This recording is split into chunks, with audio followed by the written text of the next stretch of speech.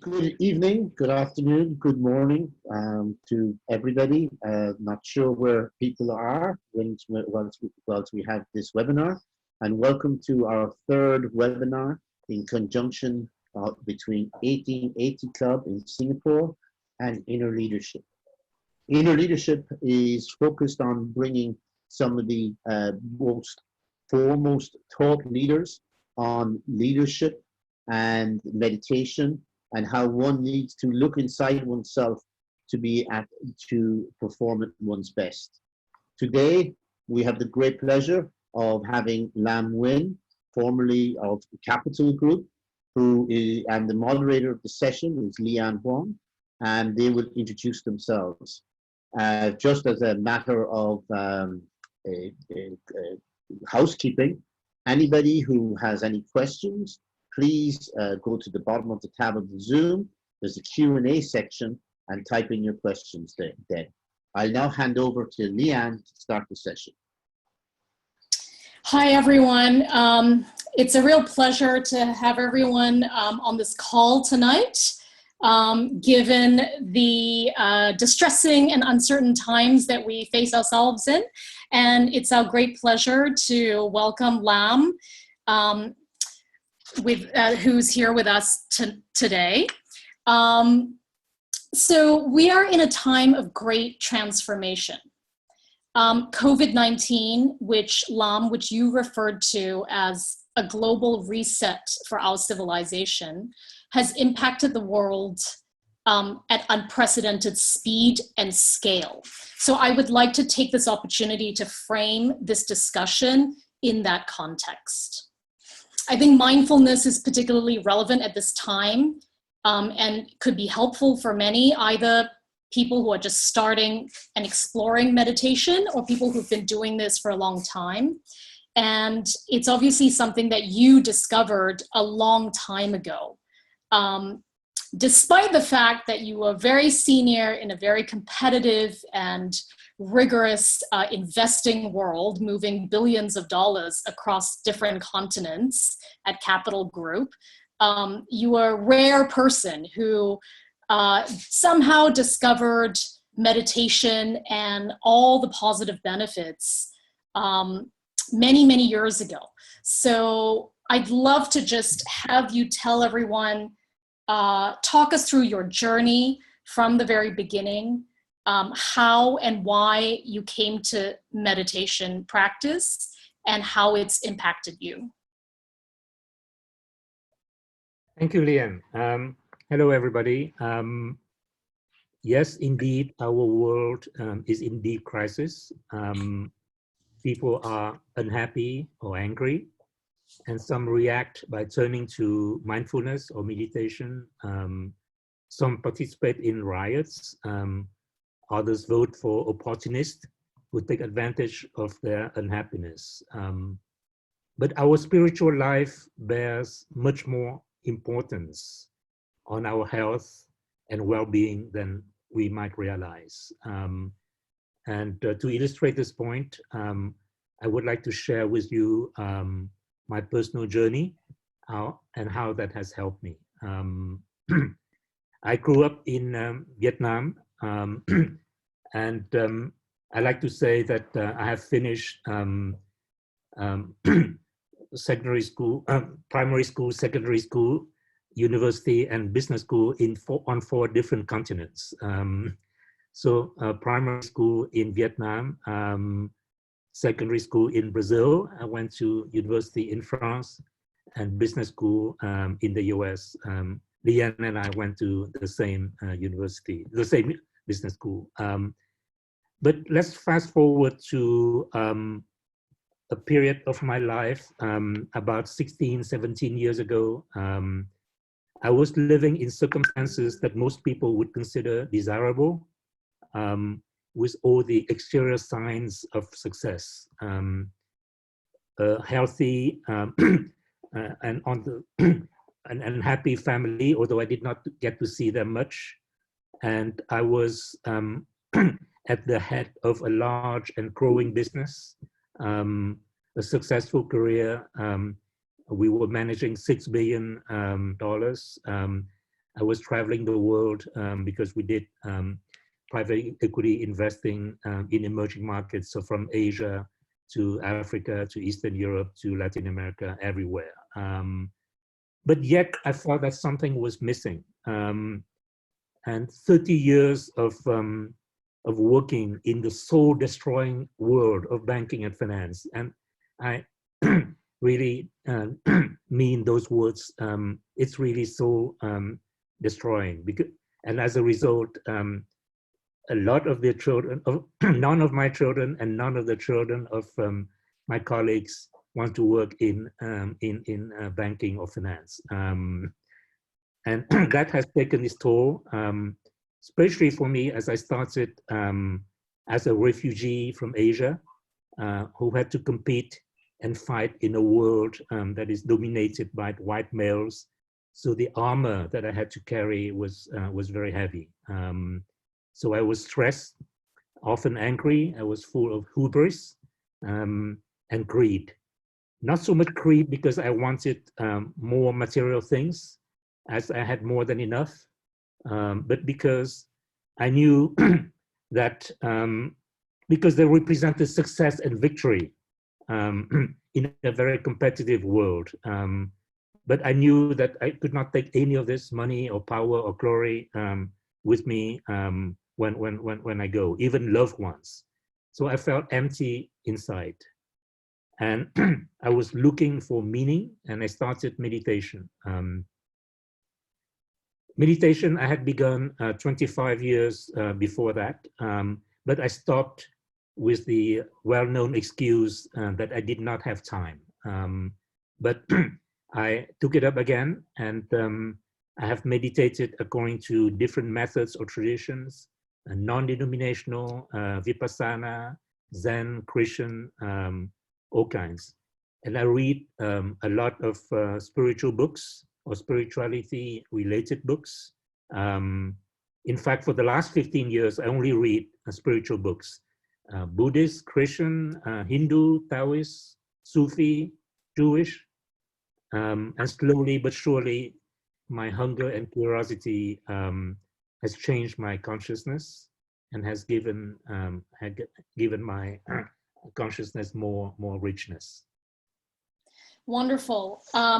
Before we continue, I just want to say to everyone who's on this call, it's going to last for about 1 hour. And I'm going to be asking, the format of it is I'm going to be asking LAM some questions for about 40 minutes. And then we'll have 20 minutes at the end for Q&A from all of you. And in the meantime, you can already start typing your questions into the Q&A.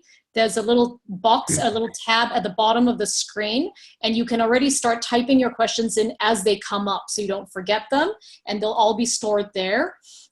Or you can wait till the end and ask. So we really welcome your participation. We're here for you, and we really hope you get something out of being on this call with us. So with that, let me continue.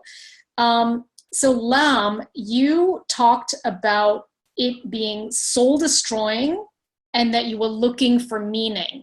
But many people say those things, and yet they don't turn to meditation the way you have in such a committed and big way. So do you have any insight as to what the difference is? Why do some people go for it and some people just keep moaning about not having meaning and feeling empty, but still not become more mindful? What's the difference?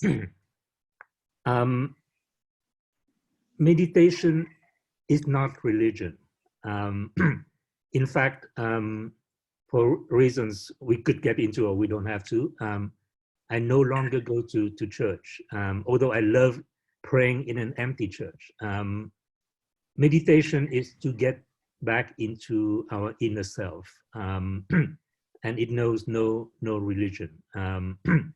And there are some people who do meditation for 20, 30 years and who say they haven't made any progress.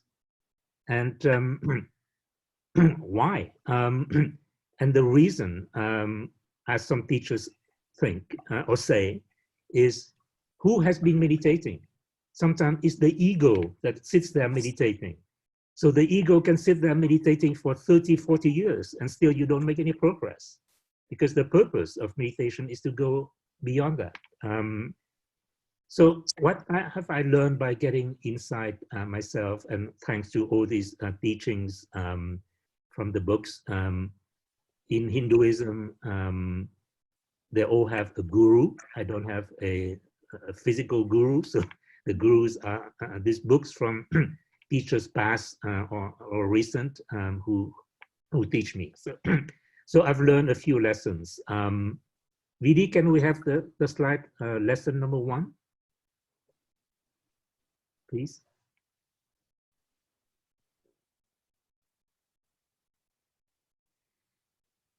So the first important thing that I have learned is all the great religious traditions of the world teach one same thing, which is the only purpose of life on earth is to learn to love.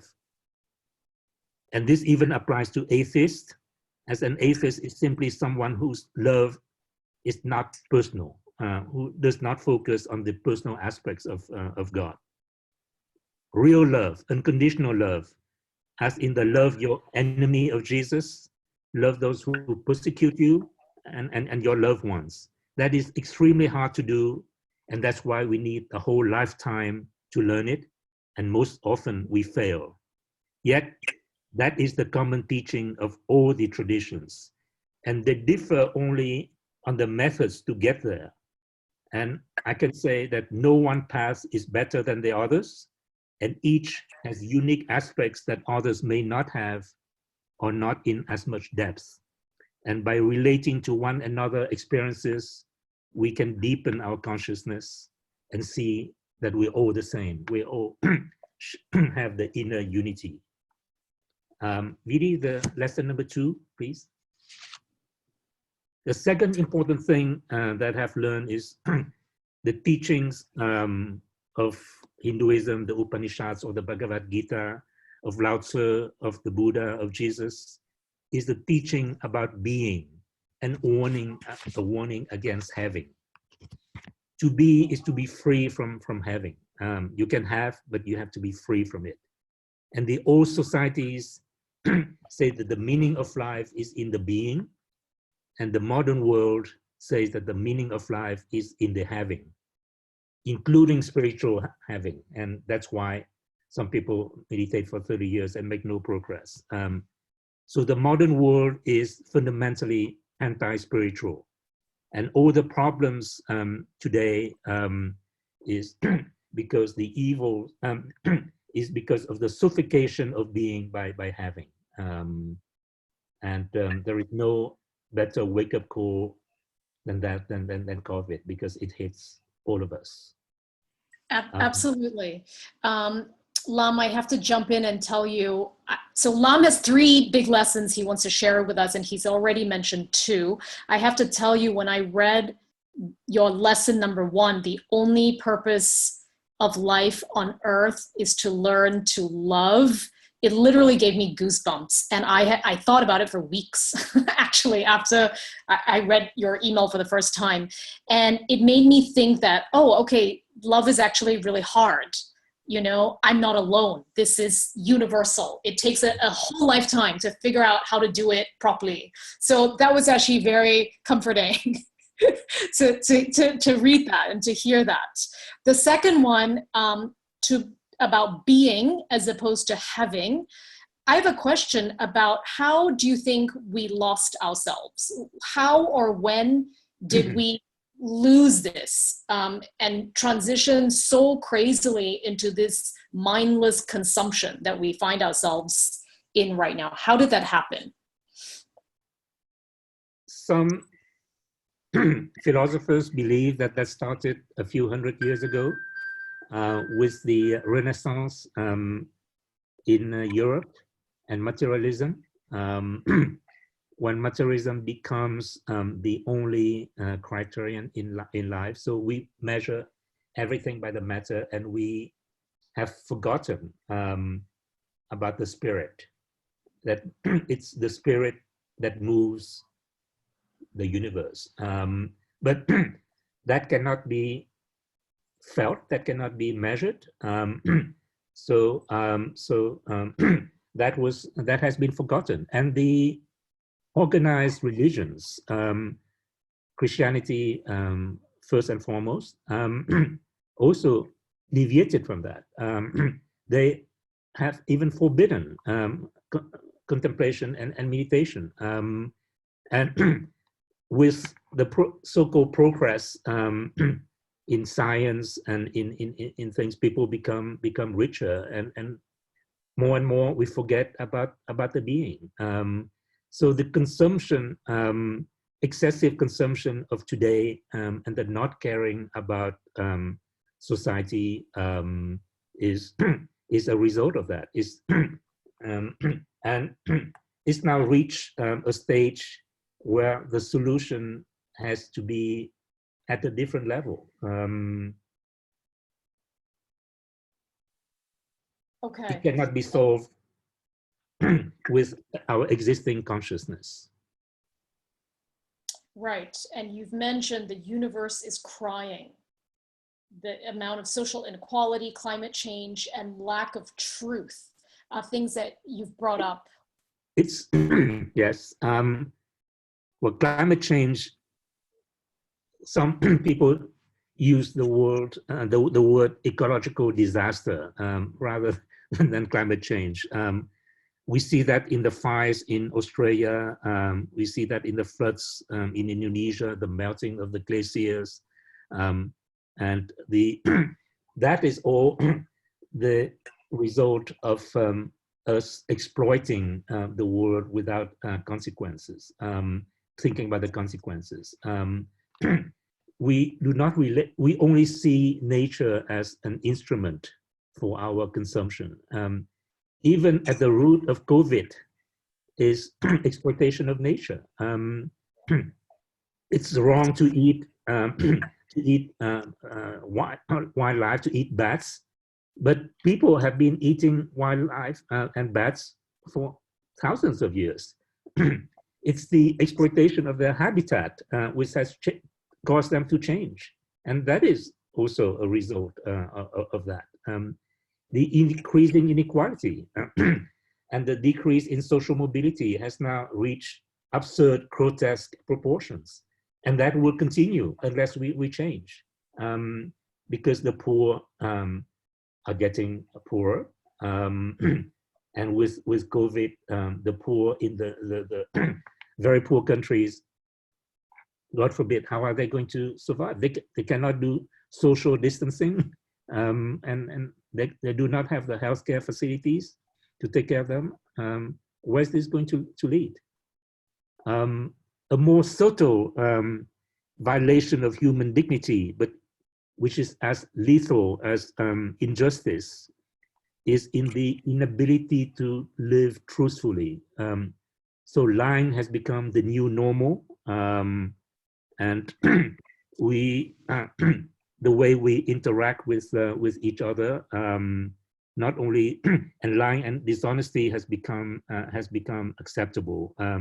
We are being lied to, and we lie to ourselves. And lying is not restricted to spreading fake news, but hypocrisy is a form of dishonesty. And if we go to religious pilgrimages or loudly perform religious rituals, as many people do, yet we do not treat all human beings, all beings in fact, with respect and compassion, we are in effect lying to God and to ourselves. Sure. So COVID is definitely a bit of a wake-up call for all of us to do better, behave better, and shift a little bit from having to being. In reality, in 2020, 2021, with all the options that we've been given, how do we strike a balance between being and having? And how do you recommend that we achieve a balanced and fulfilled life that's realistic? First, talking about COVID, I just like to quote two authors. First, Arundhati Roy, the Indian author whom many of you know. So Vidi, can we have the slide on COVID-19? Yes. This is what she said recently in an excellent article in the FT, I think about 10 days ago. It's only a virus, and in itself, it holds no moral brief. But it has made the mighty kneel, all the big countries, the richest countries in the world, and brought the world to a halt. So we're still trying to figure out how we're going to go back to normality. But she said, nothing could be worse than a return to normality, because a pandemic is a portal, a gateway between this world and the next.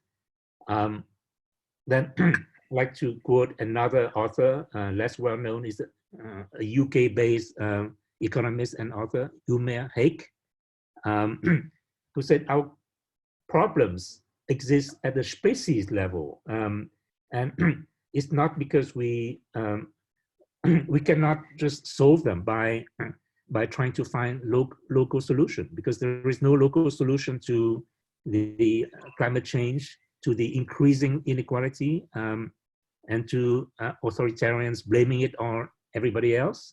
And pandemics are just an example of that. We need to change.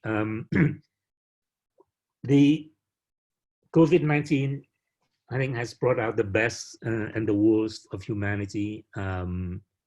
You see, we just look around and we see it. The best, we see that in the sacrifices of all the healthcare workers around the world, the work of all the philanthropists who are struggling and racing to provide help. But we see the worst.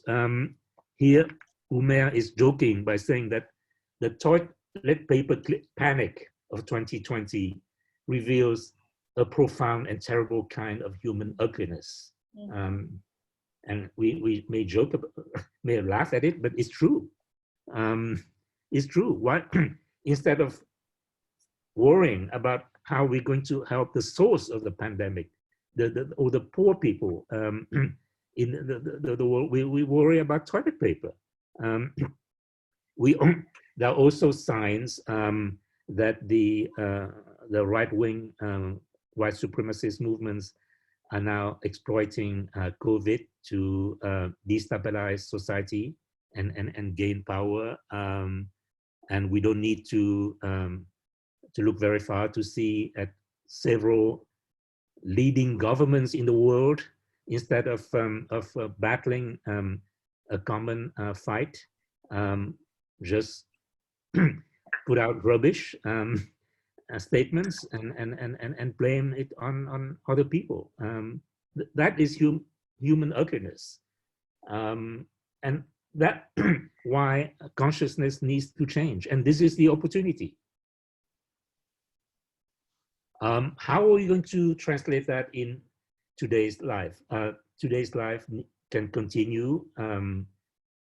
We can continue to, the farmers can continue to farm, but the people in the system should care that they get a bigger percentage of the final cappuccino that we buy at Starbucks, or of the products we buy in the supermarket.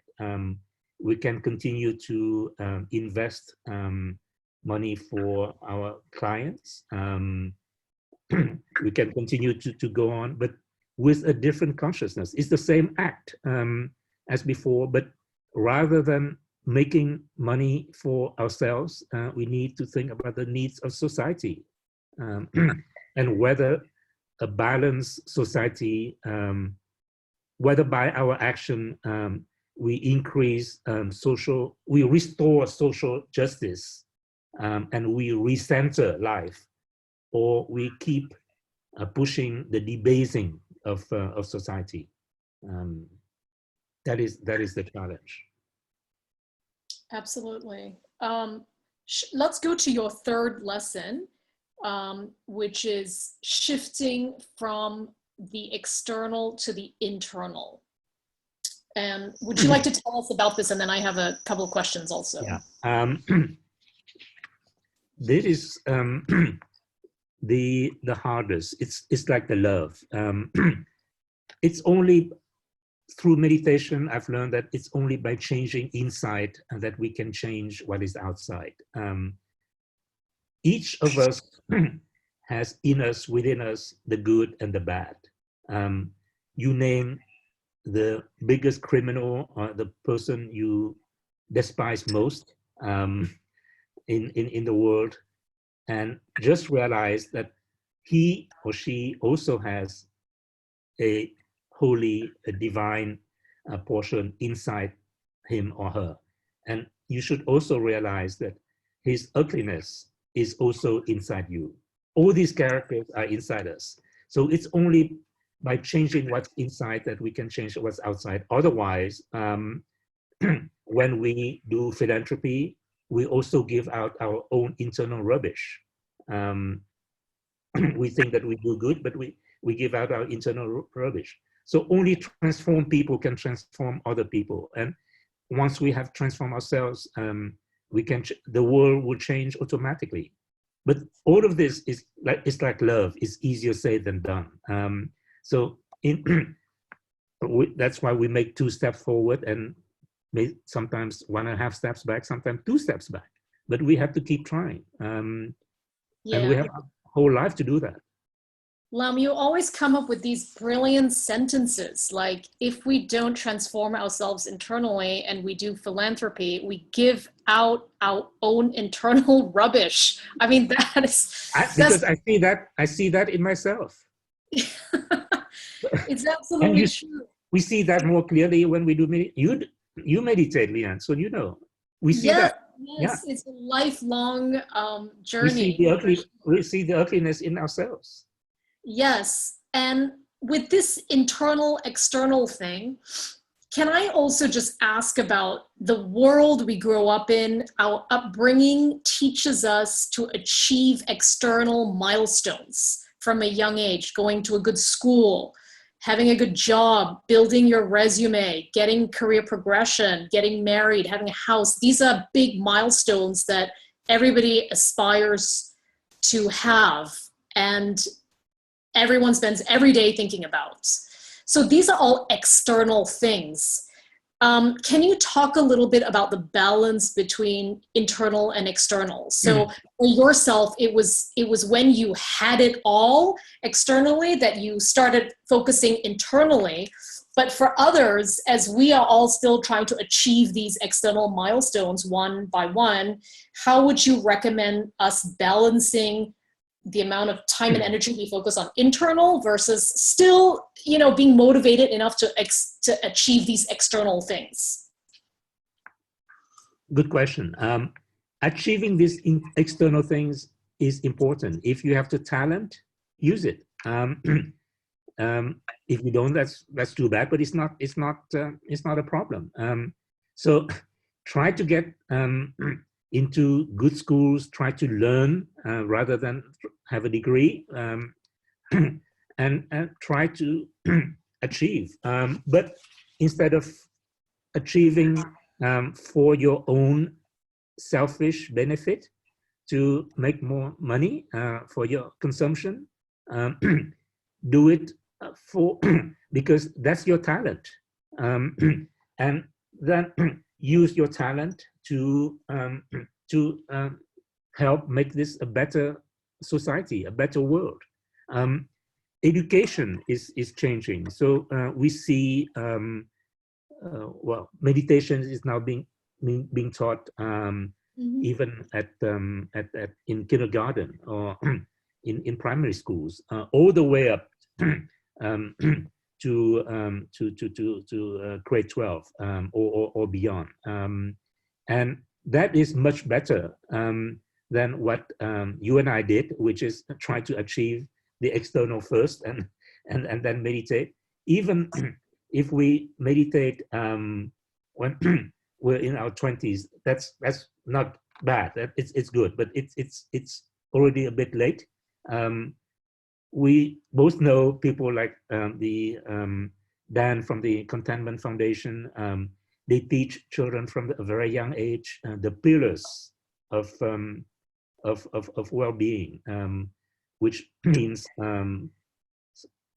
not being self-centered, being calm, being maintains inner silence. All of that leads to a better, more balanced human being, and that is what is needed. Absolutely. And I think we actually even have a couple of people from the Contentment Foundation on this call. I think Anne and Christian Oh, okay. on the call. Hopefully they'll ask us some questions at the end. Okay, so we've done the 3 big lessons: love, being, and internal. Let's talk a little bit about the future in an optimistic way. So I loved that you brought up Ken Wilber's 10% theory about when the 10% of the population changes, that's a tipping point for the whole of humanity or society to evolve. So with these, with this amazing portal and opportunity that we have right now, clearly we're not going to be, the universe is not going to let us out of our homes until we learn the lesson. It's so obvious. These lockdowns are going to keep happening until we get it, right? You'll say that. I feel that. I feel that we will go, they'll let us out, we'll be back until everybody kind of gets it. You know, do you think changes will be permanent? I mean, do you think people will just forget, like 2021, 22, they'll just forget and laugh about coronavirus, that people were stuck at home? Or do you think we will have real transformation in the world? And if so, how will that happen? Well, I am optimistic. Vidi, if we can have that chart with the this one. So many philosophers and psychologists have done work on stages of human spiritual development. Jean Piaget, John Gebser, etc. And based on their work, the American philosopher Ken Wilber has found that whenever the leading edge of evolution of humanity covers around 10% of the population, profound changes occur. So, for example, in the late 18th century, the leading edge was when 10% of the population in Europe moved to the rational stage. And that's when you had the French and American Revolution. That's when we had representative democracy, the abolition of slavery, universal human rights, early forms of feminism, and the advent of modern sciences. Likewise, in the 1960s, over 10% of the population then moved from rational to pluralistic. And that's when we had the student revolutions starting in May 1968 in Paris, the hippies, the civil rights movement, professional feminism, and the environmental movement. We also had hate law legislation in the US. And today, some people believe, like Ken Wilber believe, that the 10% tipping point will happen by the year 2025, 2030, which is not too far away. And that's the integral stage when people would be more embracing and recognize that we're all one. There's some early signs of that. We see that in the increasing interest in meditation. We see that in the talks at Davos about stakeholder capitalism or even moral capitalism instead of shareholder capitalism. We see that in the increasing interest around the world in adopting the Bhutan GNH, cross-national happiness concept. We see that in the growth in civil society organizations, the NGOs. The growth in NGO employment has been 4 times from a low base, but 4 times the growth in employment in other sectors over the last 15 years. And that is what gives me hope in the future. And COVID-19 is an accelerator on that, because people, I think more and more people will realize that what the foundations of our society right now are the having versus the being are wrong and need to be changed. Absolutely. That's, I mean, I like that. That's very optimistic. 2025, we'll be looking forward to that. But let me caution, there is still a lot of work to be done, because societies are like layer cakes with different percentages of the population at various stages of spiritual development. So the same psychologists who make the prediction about the upcoming change also estimate that the earlier mythic stage, before the rational, the mythic consciousness is still represent about 40%, a massive 40% of the population today, especially in the West. And mythic consciousness is the basis of religious fundamentalism and the source of religious terrorism, all done in the name of God. Oh gosh, that sounds horrible. Okay, that sounds terrible. But they cannot prevent the work of the 10%. Yeah, there's all sorts of people. Okay, so I think we have quite a lot of questions in the Q&A. I'm going to start going to them. First, we have a question from Asla, who is in Istanbul, and she's asking, can you elaborate on the soul-destroying aspect of finance, which you referred to early on, and how do you see the future of finance from that perspective? So I think you already started touching on it in terms of possibly there's impact investing, which is something we're all very interested in. People haven't quite figured out how to do it. I know that you personally, Lam, are very involved with Ashoka, Endeavor. There are a lot of these patient capital or NGO organizations that you've personally taken stakes in and been very supportive to. How do you see the future of finance in a positive way? Yeah. No, first on this soul destroying, people are not born bad. Even the young bankers, they were not bad. They were good people. But what you do when you have a pyramid system, when half of the entering class will be fired after a year and another half the next year, etc. And at the top, they're paid absurd, grotesque amounts of money. And it's in that cutthroat competitive environment, you just try to compete without knowing why and without knowing the morality of such acts. And that's why it's so destroying. But there is nothing wrong about the work that they do.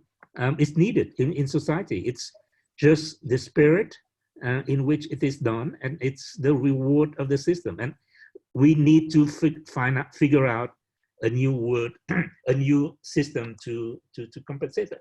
Even in ancient India, or ancient China, there are people who did commerce and trade, but they were not the richest in society. And when they're the richest, they're not the most powerful. But they just fulfill a necessary role. So we continue to do what we do, but with a different spirit and in a different way. Right, so we're still gonna, you're saying obviously the role of banking will always be there. There will always be bankers. In general, of course. Hopefully people will start behaving and thinking about their work in a different way, in a more conscious way. How does this benefit society as opposed to just how are we making money for ourselves? is your hope. And the reward system needs to change. I don't know how, but it needs to change. Right. Wonderful. Yes. Okay. Next question from Sam McGowan, who I think you know, also GSB. Asla is also GSB. She's my year. Sam is from SEP. His question is, what was the one book that influenced your journey to enlightenment that you would suggest others to read? There's no one book, there are many. I'll be happy to share a list, but there are many. Okay, so I think Lam is saying he's going to send us that list. Here's a question from Chai Hao Ching, and he says, how do you personally tap into the intuitive when making big decisions? Are there particular practices that you adopt to get into an intuitive state?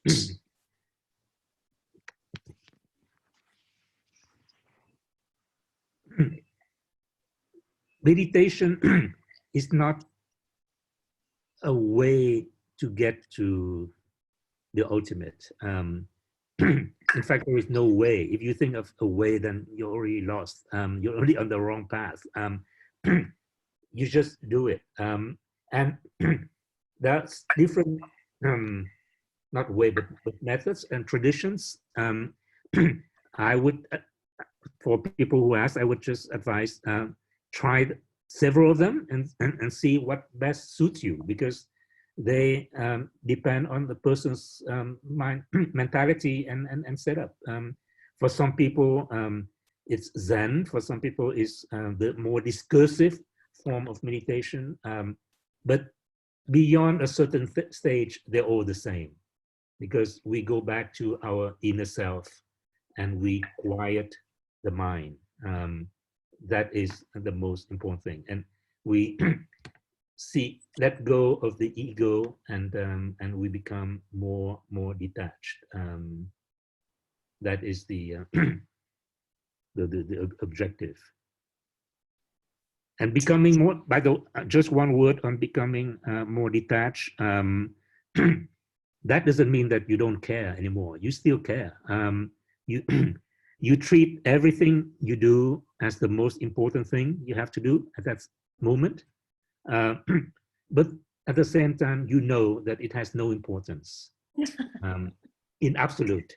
You just do the best you can do at that moment. But then whatever happens, happens. And don't be angry, don't be happy, don't be proud, don't be disappointed. That sounds like a very ideal state to get to. Again, easier said than done, but we can get there by degree. Yes. So Chai Hao Ching also asks if you can speak a little more about how technology can be applied to support a meditation practice. So for instance, biofeedback, brain waves, binaural beats, heart rate variability, etc. He believes such technologies could help to make the experience of meditation more tangible. Possibly this is for people starting out or finding it difficult to keep up a consistent practice. What are your thoughts on the use of technology, and in particular to help bridge the shift from external to internal? It can help, but don't be obsessed with it, because one wrong thing about science and technology is it is too material based, matter based. It does not know, it cannot measure the subjective spiritual aspect of meditation. And that's why there is a teacher called Alan Wallace. He was a former Buddhist monk. And he's also a PhD in I think quantum physics, and a teacher. But he's building some centers both in Italy and in America to help measure or try to measure the subjective non-material part of our contemplative practice, and that then can help further, I think, the practice. Mm-hmm. So Asla also asks, when you were transitioning from your old self to your new self, what was the thing that you I'm still doing it. So what's the thing that you struggle with the most? Was it hard to let go? And have your friends and family come along with you? Well, you have to ask them if I have changed. I know some people who are meditators, and when I compare them to how they were 10, 20 years ago, yes, they have changed. So I hope the same thing has happened with me. But you see that gradually over time. It doesn't happen like this. And as I said, you make 2 steps forward and 1 step back. But if you do it long enough, and for some people, you can make 10 steps forward and only 1 step back. If you do it long enough, you see the results. What's the thing you struggle with the most? Not stick with the discipline. So the most important thing is to stick with the discipline. And when I was working, I was busy with the travel, with the schedule, but just try to do it in the morning and in the evening, or if you have a free time during the day, but every day, at least twice a day, just do it. Even if it's only for 15 minutes each time, just never stop. Mm-hmm. I agree. Okay, there's an anonymous viewer who's asking how you feel about those people who are using meditation as a way of enhancing their ability to generate selfish benefits and consumption, for example, Dalio. For example, what? I guess he means, do you mean Ray Dalio? Who are you referring to? An anonymous viewer, do you want to type that in? Well, okay, we'll come back to that. I don't know. Well, I don't. Well, no, I can answer. I don't know Ray Dalio. I know of him, of course. I know that he has given a lot, even to meditation courses that are not his, because he does transcendental meditation. But the key thing, when you even think about contemplation or meditation or this contemplative life, is do not judge people. You don't know. You don't know what motivates them. You're not them. Even the person who does a criminal act, you condemn the criminal act, but you don't know what's in the person's mind, the person's heart when he or she does it. So don't judge. But the people who use who sell mindfulness and meditation, that is bad. It's like the people in organized religion that used to sell to sell stuff. Or there is this pastor in the US who advertises and sells COVID-19 cure. Oh gosh. Oh dear. Okay, we have a beautiful question from Christian, who's from the Contentment Foundation. He's calling in from Bali, and he says, what words of encouragement do you have for people who have been tangibly impacted by COVID-19 this season, where they've either lost someone they love, lost their job, or they've been directly impacted by the virus? Yeah, great question. And I like to relate that to this concept of happiness. Because some people equate meditation or even Buddhism with the search for happiness. But I don't. Happiness has its opposite, which is unhappiness. And also suffering has its role. I think a Christian monk say that there are two ways to reach God. One is the way of love, and the other one is the way of extreme suffering. In getting us to the bare and to see the real meaning of things. So that's why I prefer the word contentment, not because Christian is from the Contentment Foundation, but contentment is whatever happens to any of us or in the world, bad, good, COVID-19, whatever, happens for a reason. And to be content is to accept what happens and try to learn from it. Try to see what is the ultimate, try to teach me from this, and grow from it. And that's not happiness. That is acceptance and learning and growing. Happiness also is not individual. If I'm happy, but there is still this poor youth in India suffering, then I cannot be happy. Happiness must be for all. So contentment is a much better concept, better word, and how to learn from the suffering. Mm-hmm. So LAM, I have a question for you, which is, has meditation brought you happiness? Well, I just kind of answered. Okay, that was it. Okay, that was it. Okay, I got it.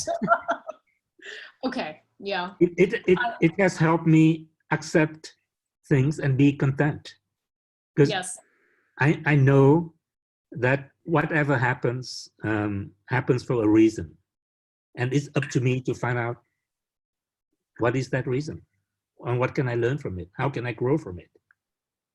I've seen a recent chart that is beautiful and very powerful. Vidi, can you show that circle thing with the 4 circles?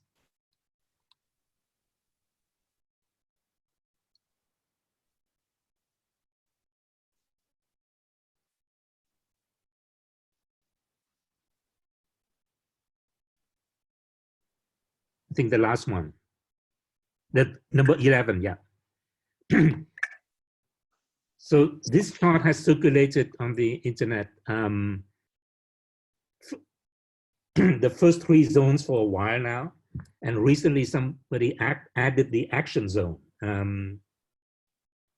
I think it's just fantastic. So let's figure out where we are in each of these zones. Maybe part of us is in one zone and part of us is in another zone. But it's a great tool to use and reflect on. yeah. I think I've been sent this chart 3 or 4 times, but without the action zone. And I refer to it every day, like trying to move to growth. And then you sent this to me and I was like, action, that's even a different layer, another layer. So this is fantastic. I'm very grateful to have received the one with the action zone. The action is so helpful. So there's one more question from an anonymous viewer. Actually, there are a few more questions. Shall I go through all of them? If reaching 10% or more of the population on a global plan is how we make real impact, how would you introduce mindfulness and meditation to your family and friends? You do it and see if you cannot force people to do anything, especially meditation, because it requires discipline. But some people meditate in different ways. You don't need to do zazen. You don't need to sit down and do meditation. You can do that by picking some leaves in the garden. The key thing is to quiet the mind. Mm-hmm. Okay, Sam also asks, what role will religion play in spiritual enlightenment? To be versus to have? I think religion is very important as a nest to help us as when we are young and immature to learn the basics. But religion ceases to be useful when it becomes a prison of when it's full of dogma and say, if you don't do this, you will be punished. Religion should, at some stage, should encourage us to be free and explore spirituality ourselves and continue to serve as a nest so that when we are tired, we can go back to it, but not as a prison of dogmas. And yeah, that's the role of religion, I think. Wonderful. So I'm just going to end on a very positive question. Well, it's a question, and I hope your answer is positive. It's from Asla. Do you think this corona-driven disruption is going to fundamentally change human consciousness and manifest in different actions? Or do you think it'll be merely a knee-jerk reaction and humans will revert back to default settings? It will be a struggle. I think it would accelerate the change in some people. It would make some others realize that we need to change, and that's the hope. So I think the 2030 deadline may happen, milestone may happen earlier, but there's still the 40% out there. So we'll have to, it will, but unless we do something, it will come back. It will come back because this inequality can only go on increasing with the structure of production of society the way it is. It will go increasing. The climate change will go on increasing. And unless people, so unless we fundamentally change, it will come back. Bill Gates had said the pandemic will come back. So hopefully with this one, because so many people are affected, and the rich as well as the poor more so, but everybody is affected. People will take notice. In spite of all the scary news, fundamentally, internally, I'm more optimistic now than I was before. Absolutely. I think many of us are. I think it's a great, like you said, reset button for our civilization. It's an amazing opportunity of stillness and silence that we would never have had, for a lot of reflection and habit breaking. So if there are any more questions from participants, please type them in now. Otherwise, we're going to end the session shortly. Des, I don't know if you want to say any final words. If there are no more questions coming in, I'm just going to wait 1 minute or so.